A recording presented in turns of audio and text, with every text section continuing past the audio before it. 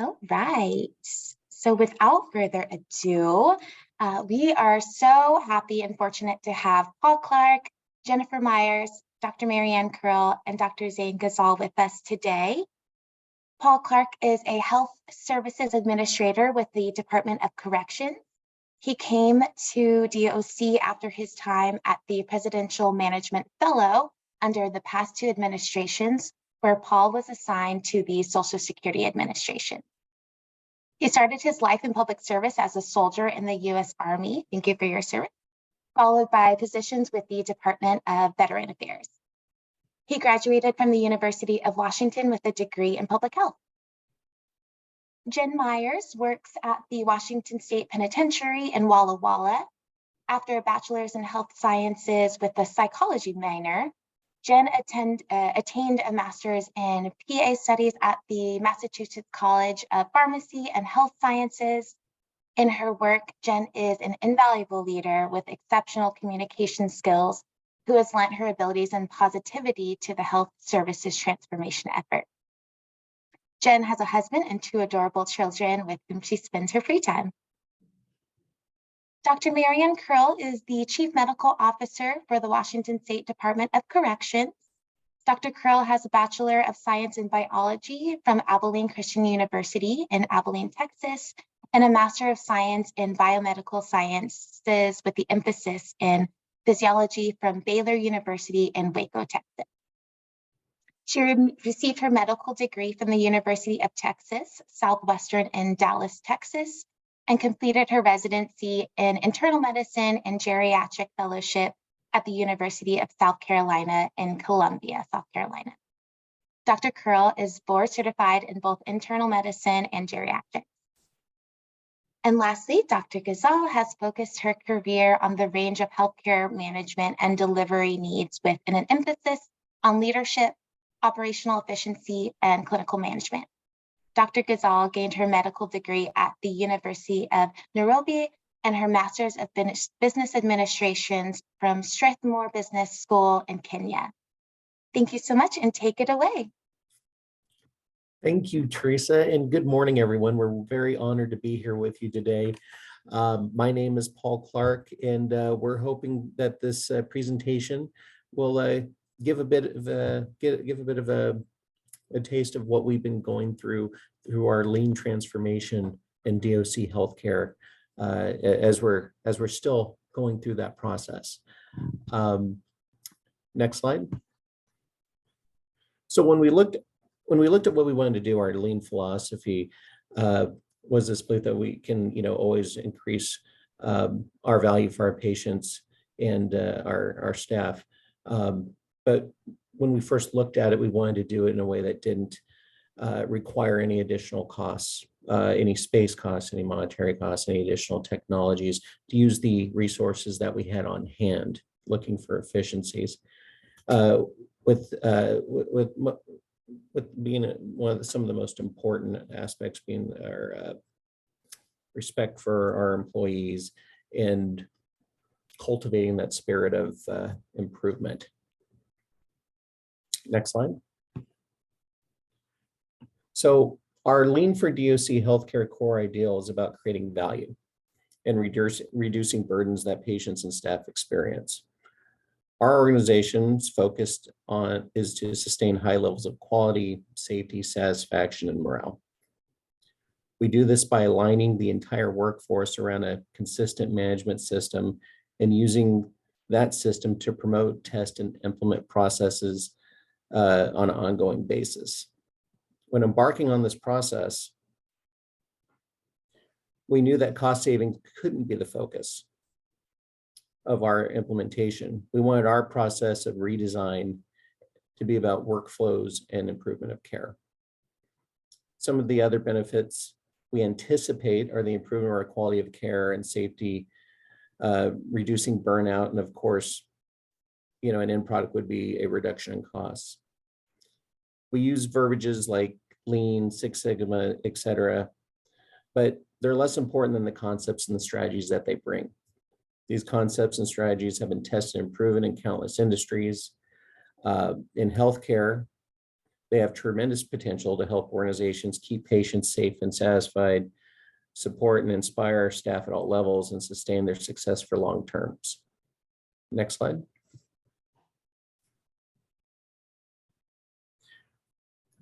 We wanted to put a little animation here, but it really kind of gives a visual to what we were experiencing, some of the obstacles that we discovered, significant disruptions to care, both within our facilities and outside the community due to COVID, low morale, injuries, burnouts, that they're shown on the slide. And so we wanted to look for root causes and as a way to respect our workers. This process shifts the paradigm away from the who is responsible, rather the why the error was made. What were the conditions that allowed the barriers to occur? We started to ask ourselves, how can we change them to prevent future mistakes and promote a safe, high quality, in a safe and high quality way? By focusing on the why and the who, we as leaders must cultivate an environment where frontline staff are more eager and willing to speak up and share their ideas for improvement. Next slide. And in the past few decades, many hospital and healthcare systems have begun to apply lean methods of improvement. Systems maturity and workforce saturation correlate positively to quality and safety gains, sticking with its worth in the investment. Lean takes time and longitudinal commitment to demonstrate durable results, averaging well over 5 years. Of self-reported mature organizations are about 7.8 years since its inception. To quote one of our mentors, Marnie Isman, it has been shown over and over again that you cannot make change happen without leadership will. Next slide.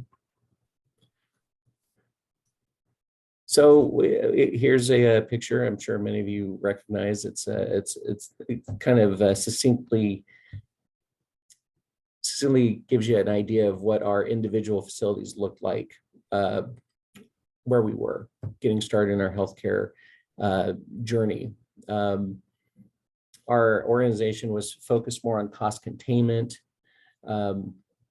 We were looking to fit patients into a protocol and policy and giving patients what was medically necessary versus what was medically needed. There was a lot of effort in that. And due to the different interpretations of those policies and protocols, you had several facilities implementing those policies and protocols very differently, to the point that employees would find it difficult moving between facilities and being able to pick up work day one because they didn't know how that facility operated. They didn't know what the processes were when they would enter that facility. And there was a lot of resistance to trying to coordinate those efforts into a single effort. So this is where you got the Game of Thrones idea. You had a lot of fiefdoms. Next slide. So we knew we needed to reach out for some help. And one of the people we reached out to was Dr. Homer Venters. He's the former MEL director at Rikers Island. And he was responsible for a lot of healthcare innovations there. And he came and toured our facilities and wrote a crucial report for us that demonstrated our gaps. And so that was a bit of the start. And so we again reached out to a company called Moss Adams. They're here, and they've helped us along our lean journey and our 5S journey and our patient-centered medical care journey to help us figure out how we're going to implement these processes. Next slide. So DOC embarked on a healthcare delivery transformation. The patient-centered medical home that focuses on meeting the patient where they are versus where we want them to be, and investing the time we have with them to improve the healthcare literacy and efficacy. The patient is the focus and core of everything we do, the reason we come to work each day, and our motivation to continue striving towards perfection. Next slide. And here's a visual representation of exactly that, the patient being the center of our efforts. Every single focus is geared to meeting the patient where they are and improving health literacy toward a goal of self-actualized health goal attainment. This can include supporting the patient in their end-of-life care decisions. So, you ask, who defines the goals? Well, we start with the patient. And we reach out and then outside as we move from the patient out. The patient's trusted circle of people, their primary healthcare team, their mental health team. Others that can be involved in this process are our patient care navigators, our healthcare managers, our consultants, and our corrections partners who live with our patients day to day. Next slide. Of course, when you get started in this process, you have to take an unabashed inventory of what your workspace looks like, and here's a great picture of that. Acknowledging that we have to focus on the culture, the current culture, and where we want that to go, our lean knowledge, and most importantly, taking the right steps in a manner that the team will be able to absorb the information and implement it. And Dr. Curl? Thank you so much. So culture, as we were examining it, really does have these very deep moorings in the underlying assumptions that people have. And when we were starting our journey, starting in the context of the pandemic and people's huge shifts and changes in what they thought were the norms that they could rely on, and then what they saw around them as the artifacts and behaviors, actually created fertile ground for us to help our people go ahead and shift to something new and something different. I wouldn't say that COVID did it for us. I would just say that the fact that so many things had changed in those 2 years helped us to say with a very unified voice that we were ready for something different. And we've been able to initiate the journey of culture based on people feeling just a little uncomfortable in their seats. Next slide, please. We chose a book, The Florence Prescription, because it's set in a healthcare setting and it's all about really personal integrity, and that integrity matters in the sense that we are of value in our space. One of the deep principles of lean is respect for all. And we wanted our staff to really get a leadership message that we were going into this transformation with a sense of humble inquiry. We didn't have set particular ways that we wanted to grow. We wanted to grow together, and we wanted to listen very broadly. So we took time to lay out a vision, and then we took 17 weeks to actually have journal clubs once a week on Thursdays to prepare the ground. That's preparing the soil is, I think, what Kim Pittenger always tells me. Next slide, please. A statewide survey within the context of the Florence Prescription indicated that actually when we're looking at the culture and the dividend on becoming a more positive culture, up to 10% of our time was pretty broadly estimated to be more down in negativity and dealing with non-productive items that we all felt like we could walk away from. And so that's the journey we're beginning in our culture development, is walking away from needless angst and negativity. We're using lean systems thinking. We're trying to propagate a culture of positivity and ownership. We are developing the patient-centered medical home, which will be an integrated home that includes dental care as well as mental health, and we'll walk alongside the Amend project. The electronic health record is a journey that we're on. We do not have an electronic health record, and we are working on an RFP for one, and that is a very deep transformation that we hope to embark upon very soon. We are undergirding everything with a sense of high integrity and wellness-minded interactions, because we know that our staff and we need a lot of healing, and we're mindful of that. One of the things we're doing is once a month we're having a statewide self-care huddle that people are not mandated to join, but is they have access to help them to heal from the years of COVID, but also just the stress of the job, which is ongoing. Next slide, please. So this is a slide that tells you kind of where we were and where we'd like to be. We had a kind of exclusive click oriented, if you knew the information you were in, and people want to move to an equitable and inclusive culture. We had some resistance to change, some territorial behavior, siloing of information, and we want to be collaborative, innovative, open-minded. We had a kind of a hierarchical, the boss and the leader's always right, and they always have the best ideas. And we're trying to create psychological safety so that we actually get the best ideas to emerge and have a rounder table.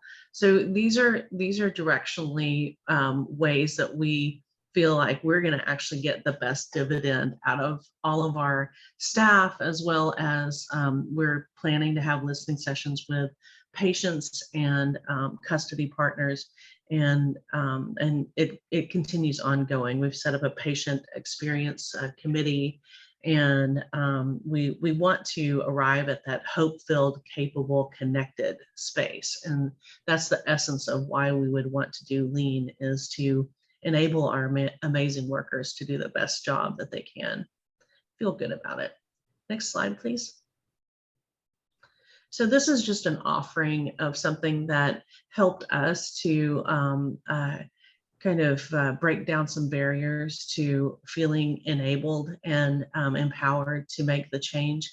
It's a pledge that you make to yourself.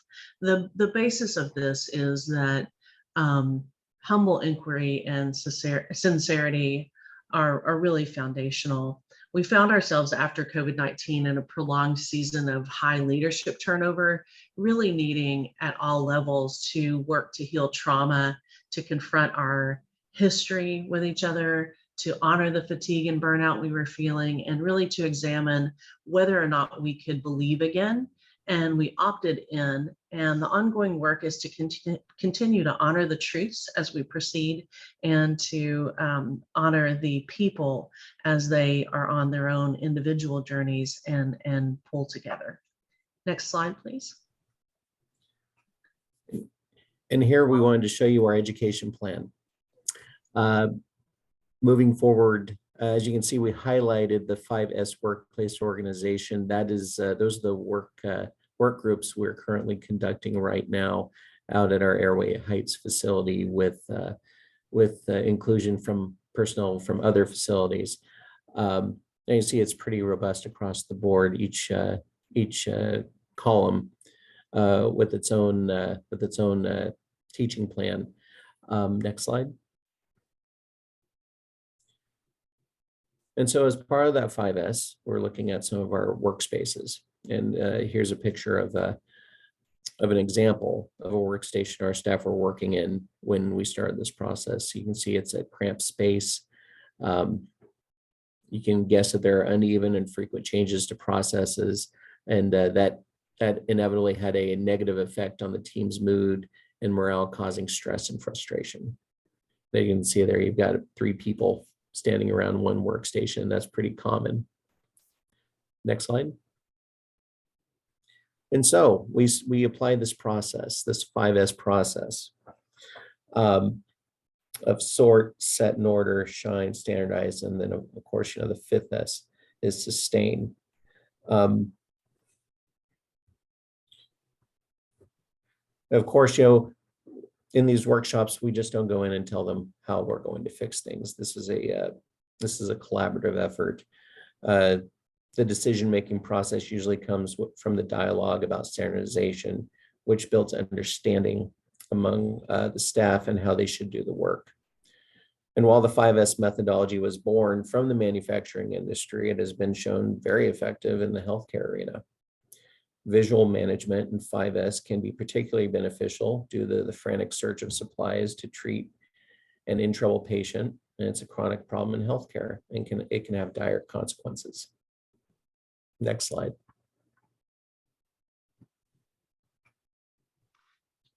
So what does the science say? So we are working in the Department of Corrections. So we already know that we work in a very strict workplace with strict standards of our physical environment, from our appearance, from our waiting rooms, to what our patients are wearing, and to even to areas where we are only allowed to see patients.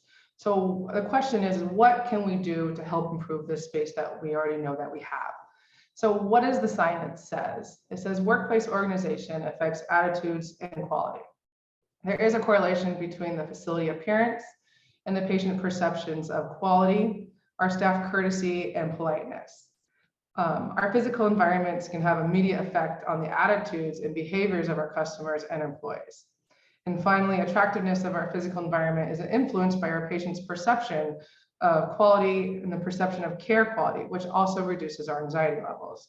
So this is where we started with our 5X workshop at Airway Heights. You know, we wanted this system to help organize our workspace that we already have. This helps our work be performed more efficiently, effectively, and then of course, safely. This system focuses on putting everything in a place where it belongs and keeping the workplace clean, which makes it easier for people to do their jobs without wasting time and also wasting injury. Go ahead, next slide. So this is our baseline. As you can see, we have two of our pictures. Our first picture is of our trauma room, and then the other one is our supply closet. So you can see that at both these pictures, our supplies are cluttered, it's disorganized, there's no particular location for items. Sometimes these rooms are organized depending on the day of who is working. If you go to our supply closet, you can see that it could take a staff member several minutes to maybe find a supply, or even if they can find a supply, there's several times where they can't find it, so we order more. There was always a common joke around Airway Heights during some of our workshops. And that joke was, oh, you just wait till you see our storage containers and see what's in some of those. That joke kept being brought up. And it was interesting because that joke almost brought a common sense of togetherness of all the staff, because together they knew that they did have a problem with their supplies or disorganizations. And a lot of them were willing and excited for the new change. Next slide. So again, back to our baseline, this is our medication room. In corrections, we use our medication room as a place to get our medications from our offsite pharmacy. It's a place we store our medications before they're issued to patients, and also a location where we dispense the actual medications to our patients that have to come to a nurse to receive them. So if you see in these photos, especially to the one on the left, we have boxes of different sizes. There's sticky notes attached to them. Sometimes our boxes are stacked. There's no sense of organization. If you look at the picture in the middle, we also have boxes on the very top shelf. A lot of our staff members couldn't tell you what was in those boxes the last time they were open, or who sometimes could even reach them. So some of these items on the top shelves, again, go untouched. Next slide, next slide. So we had two phases of our Airway Heights 5S workshop. Our first phase occurred at the end of September, and we went over the first 3 steps, which was sort, set, and shine. Sorting, so we're eliminating objects in the workspace that are not in use, and we store them and discard them. Our set, we arrange any items we used on a daily basis, so they may be easily accessed and then quickly stored at a later time. And then shine, everything is cleaned and functionally properly. Our second workshop just occurred last week, and we did the last phases, which is standardize. We're developing a discipline of our sort, set, and shine. And then finally, our step 5 is sustain. We're creating a culture that follows these previous steps. And then we also did a step 6, which is our spread, our communication. And we really need to acknowledge and thank our HSM Kathleen O'Connor and all the many people that she enlisted to attend these workshops throughout the state. Without her, it would have never happened. Next slide.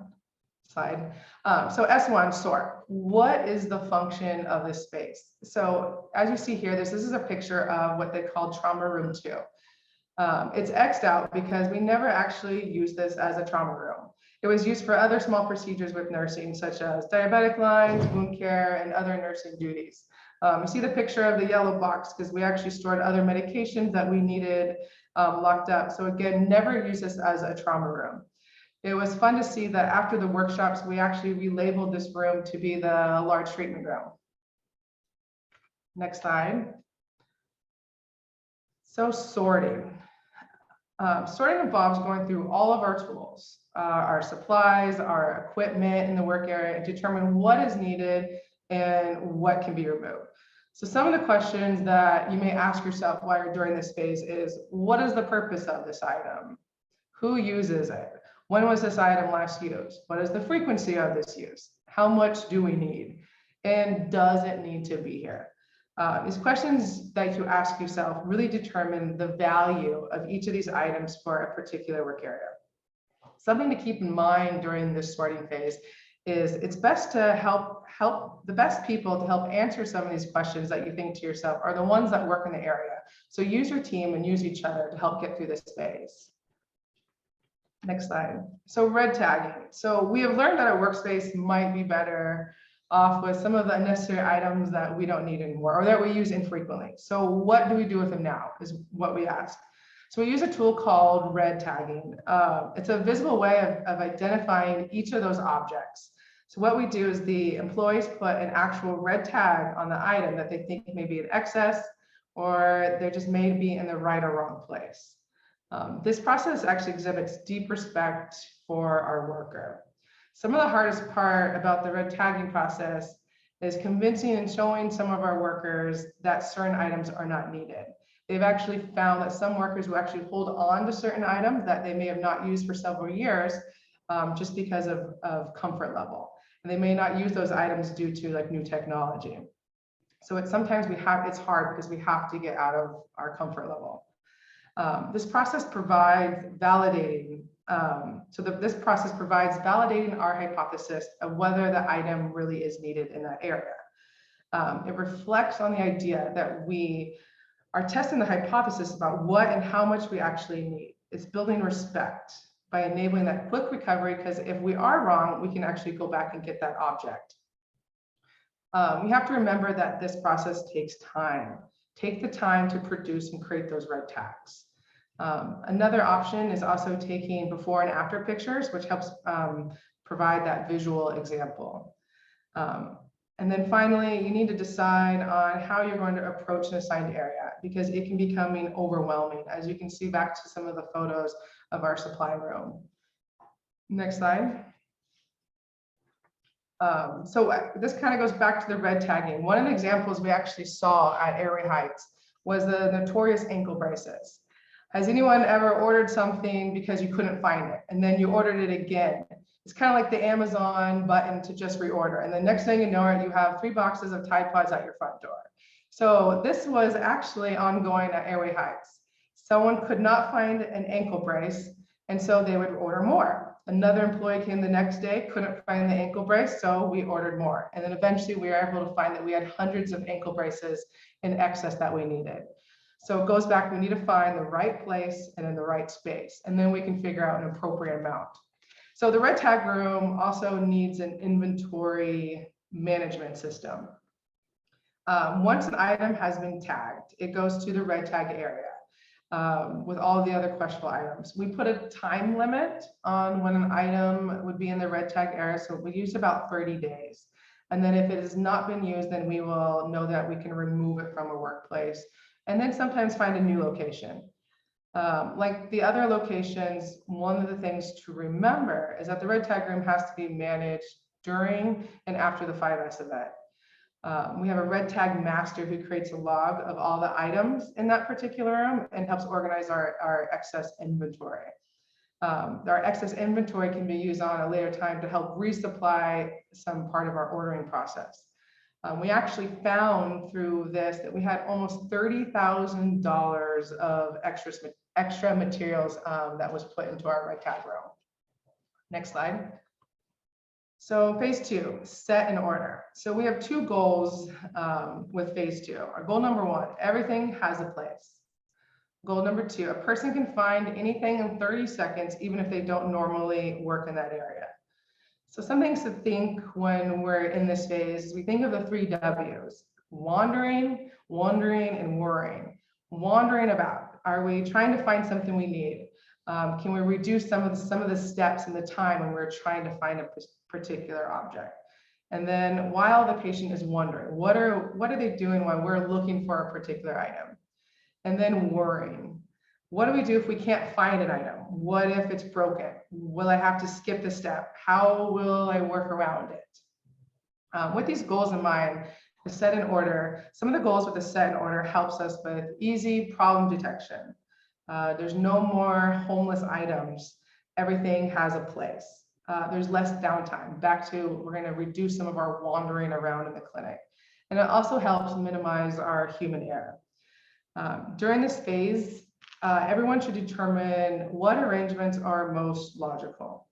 This requires thinking through the task and looking through the paths that someone may take to get to a particular object or even different location. This helps reduce some of our waste. So in lean management, we go back to our wastes, which include inventory, waiting, defects, overproduction, motion, transportation, and overprocessing. Next slide. So we're examining our supplies. So some of the things we did at Airway Heights is we started kitting supplies to help speed the retrieval and the minimize of our search time.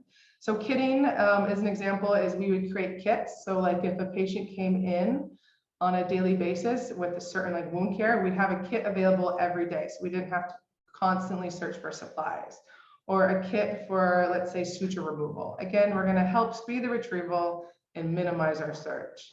And then we also are going to put most frequently used items in closest reach. Not everyone is tall, so we have to think of people that can't reach the upper shelves. If we can't reach the upper shelf, sometimes we can't see also what's up there. There was rumors around the Airway Heights that some of the staff members were using chairs with actual wheels on them, but I cannot confirm or deny this was happening. Next slide. So deepening the set in order. So we want to start to plan locations for these items. And then we want to put families of things together. So giving everything a home, everyone needs a home with a return address. And that's so these items can be put back and moved to an area where they're supposed to be located. Again, so somebody who's not familiar with the area can able to find a certain tool that they need for the day. This also includes labeling the area with location of the items on the shelves as well as the bins for easy visibility.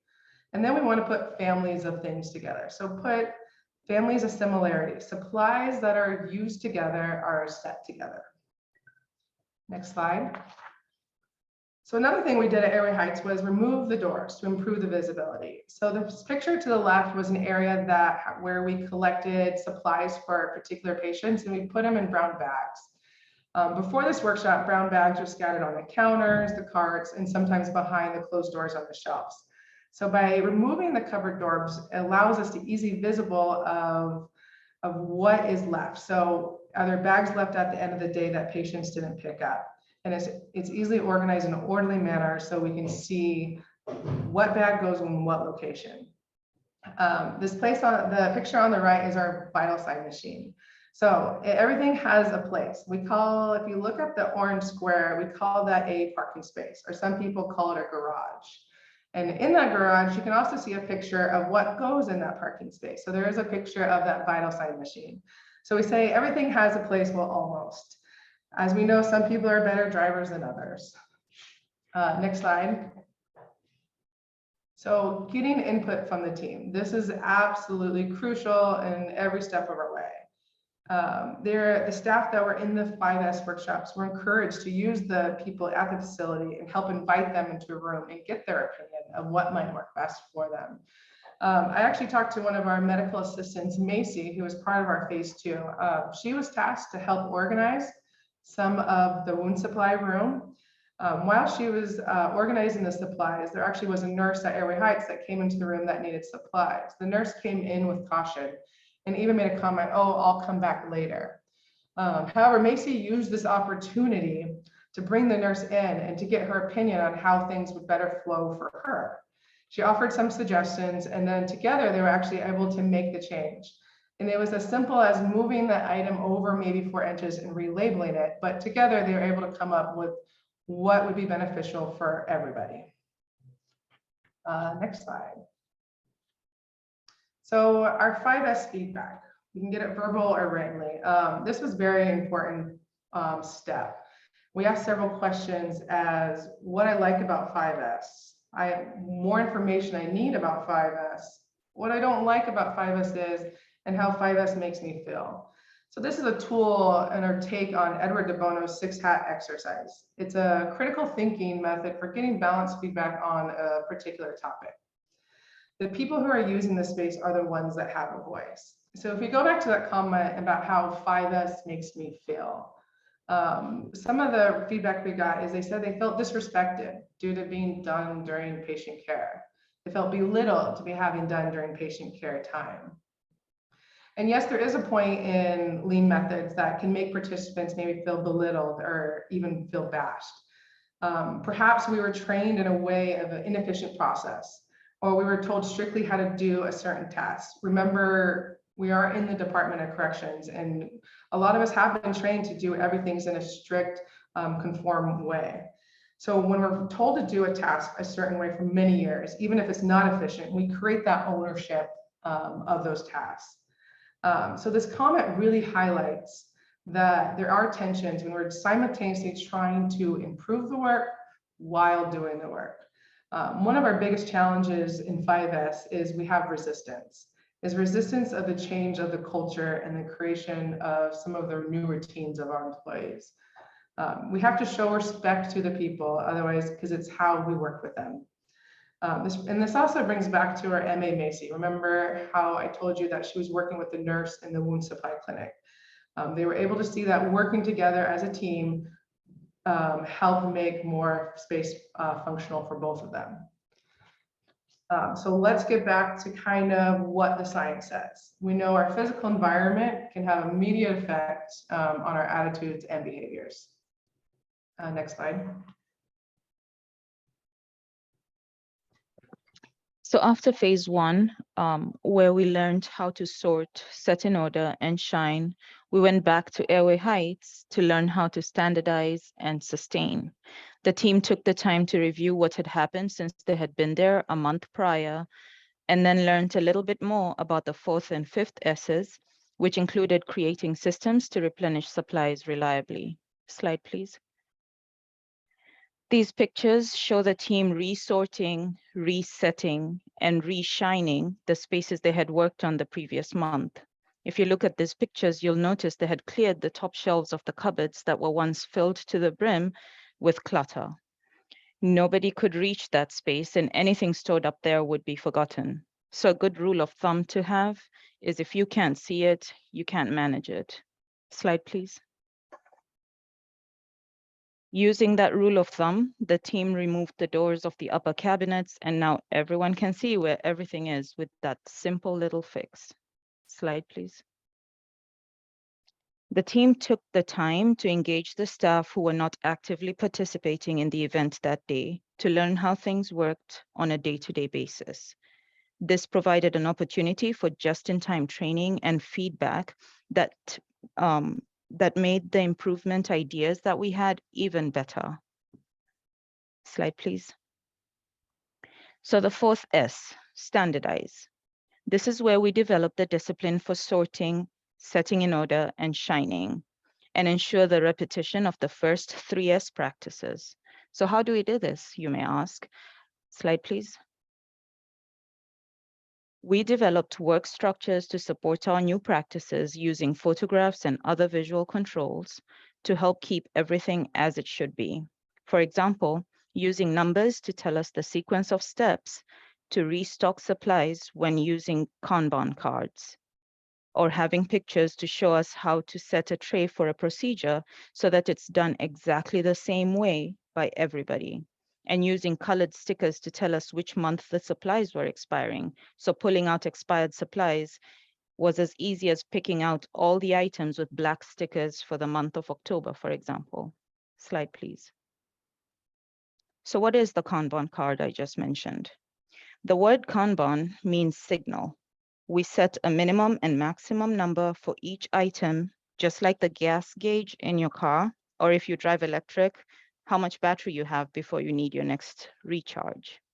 So these Kanban, the Kanbans take away the guesswork and variation in how much how much and when to replenish.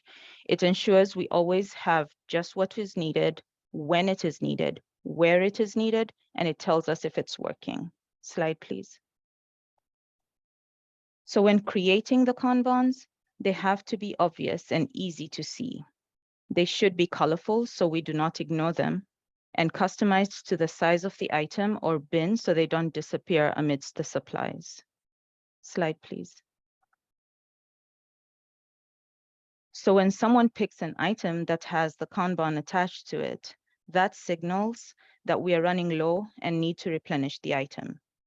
We put it in the Kanban post so that the person who is responsible for restocking can respond, and we must replace the Kanban in the bin when the supply is restocked. So it's a team sport. Everyone on the team plays and everybody wins. Slide, please. When we mapped out our processes initially, we discovered that the ordering process involved multiple people telling one person that a certain item had run out and needed to be ordered. Sometimes that one person gets the same message multiple times from multiple people, and all this while they were in the middle of doing something else. The visual controls in the ordering process calmed the chaos down. The Kanbans for the items that needed to be ordered were placed in a specific post. Once they were ordered, the card was moved to the next post, and if it was on back order, it got moved to the back order post. This made it easy for the whole team to see where we were on the ordering process. Slide, please. So the 5S process enabled us to generate ideas geared towards solving our problems. For example, we simplified our ordering process and eliminated the waste of over-processing. By simply cutting out a little slot in the window, we enabled the providers to get emergency medications without having to physically enter the medication room. We also realized that just by putting supplies where they were needed, we were able to reduce the number of steps a medical assistant would take to gather these supplies from 280 to 106. That's a 62% reduction, or 72 miles of walking every year. Slide, please. And finally, the 5th S, sustain. The goal here is to ensure that the 5S approach is being followed by everyone without telling them what to do. To do this, we have to perform regular audits. This ensures that everything that was implemented is being followed. As with everything we've done so far, this too has to be easy. So cue the 5-minute 5S process.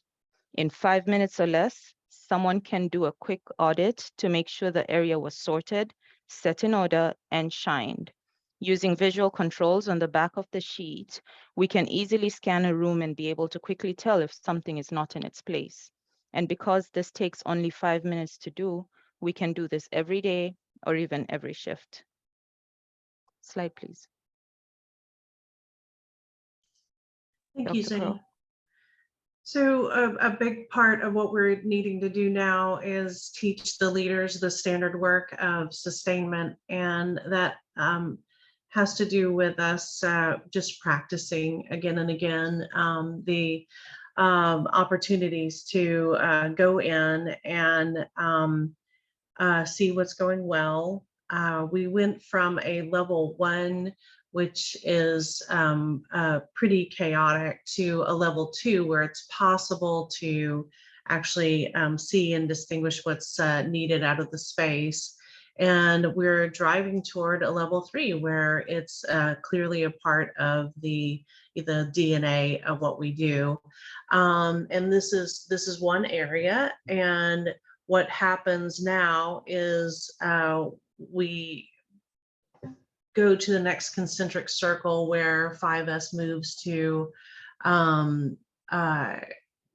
Washington State Penitentiary, Clallam Bay, and Monroe, who were a part of the Airway workshop. So this is where we are as teaching leaders and continuing to reinforce the positive gains that we've had. Next slide, please.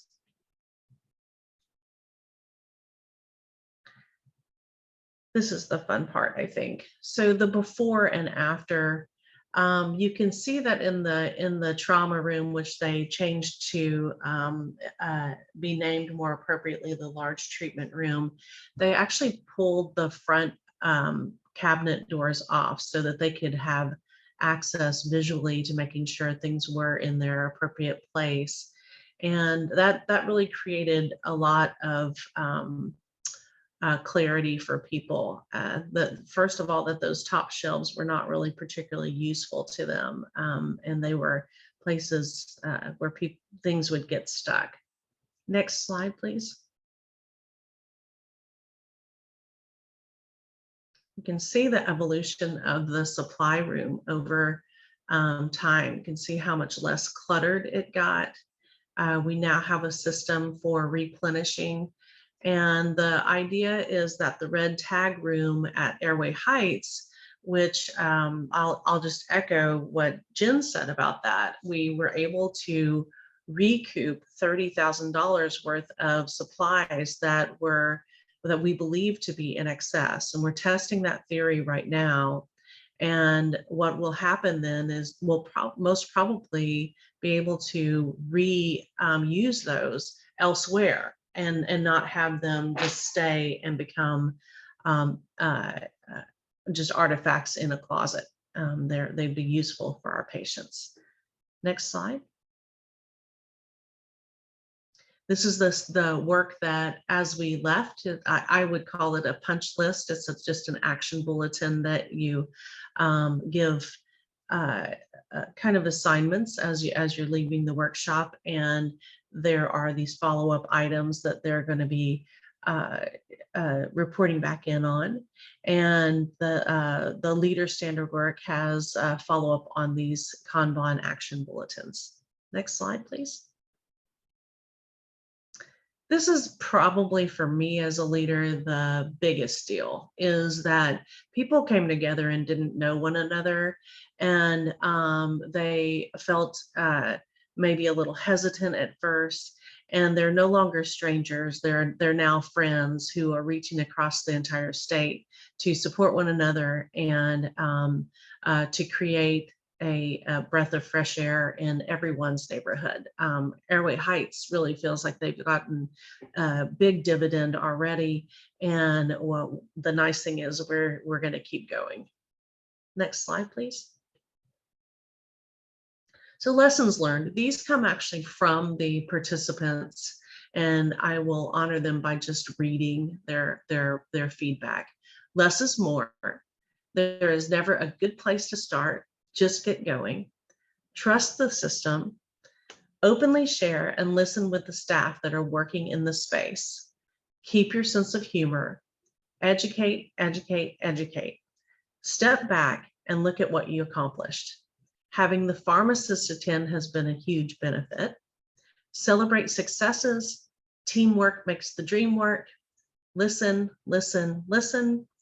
Fill the hole that may not be your specialty. Find what you can do to help the process.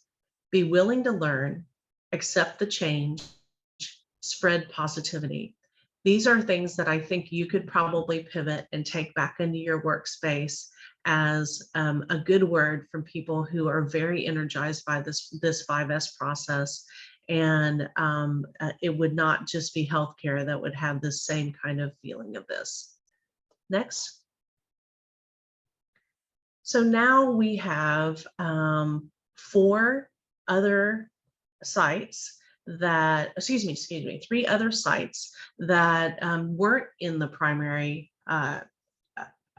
group that now have been deputized and have learned this and will be taking this 5S process into their space. The recipe for success that we've learned is that we must communicate. There's never too much. We had the first 2 days of this 5S workshop that were a surprise. It felt like a surprise for the people when we went into the clinic space. And we found out that people knew that we were going to be 5S'ing. They had the signs in front of them and they got that far, but they didn't understand themselves in the context, and they didn't understand what it meant to them. So we enhanced our multimodal communication and made sure that we went across shifts, because we had one little glitch where we were a little later in the afternoon and we were in a different shift that was going to be primarily involved, and they were very baffled by what we were doing. Another thing is to assume the best. Not all resistance is really resistance. Some of it is just uncertainty and a desire to have a voice. And if you embrace that as a way to understand that people really are owners in their space and they really want to be involved, you can see it in a different light. We were able to take one of the participants who was one of the ones that was a little baffled at first and concerned. And she is actually going to be one of the leaders in the next phase of this and is really excited about it and really contributing. The other thing that we really learned deeply in this is that leaders can't sit this one out. You can't expect that just because you're not in that workflow on a daily basis that they don't need you. Jumping in with both feet was the difference to make a workshop that was absolutely fantastic from one that could have failed, actually.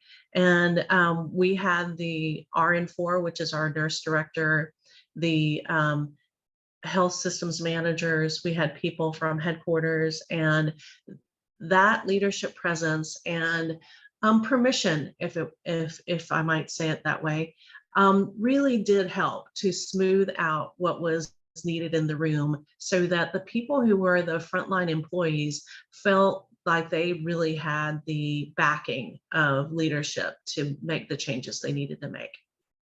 Next. So this is one way we're sharing the excitement. We have our communications group writing articles and showing these amazing pictures. We also had an extension of the statewide huddles. We have culture huddles on Thursdays from 12 to 12:30. And instead of reading a book, now we've pivoted to actually doing a rotating schedule. And this came out of our group, that they felt like they needed one week a month where they could just bring issues, vent, as it were, and not have any kind of negative repercussion to it. So a psychologically safe space to say, hey, I don't like the way this is going. Can you help with course correcting on that? The next week will be actually a self-care week, and we have our clinical psychology group doing seminars and in-services, as well as just activities that help people to access ways that they can give self-care on a regular basis. We have a repository for those so that the non-daytime shifts, I wouldn't say they're off shifts, but non-daytime shift people can access those and learn and enjoy that and benefit. We have a patient-centered care huddle. And then the last one is an innovations huddle, where people get to meet and share their best ideas, hear from each other what's really going great at other sites. And it creates a reporting forum for innovations as we learn in this lean journey. With that, I think we're finished, and I guess we would entertain. Well, actually, this is an encouragement. It's kind of a little bit silly, but I was telling the staff one day that sometimes I feel a little bit like a little girl who goes out to a sandy beach and makes a wonderful sandcastle, and then an ogre comes and knocks it down. So there's some automation if you hit the link, but it's probably not worth it. I don't know. Yes, you're right at I time, don't think Marianne. it's we'll do that as we're listening for questions. So may all our dreams come true, and then may we dismantle and rebuild them even better is the admonition. With that, we'll actually, you can hit the link for the animation, and then any questions that you have. Yes, we're actually right at time, but I'm working on trying to save these questions for you because there were a lot of great questions asked by the audience. We just Sure. appreciate everybody for being with us this morning and engaging. What a wonderful presentation. Thank you all so much. I learned some cool things, and just some of the techniques that you guys used during your 5S was absolutely amazing. So want to appreciate you and thank you so much for being with us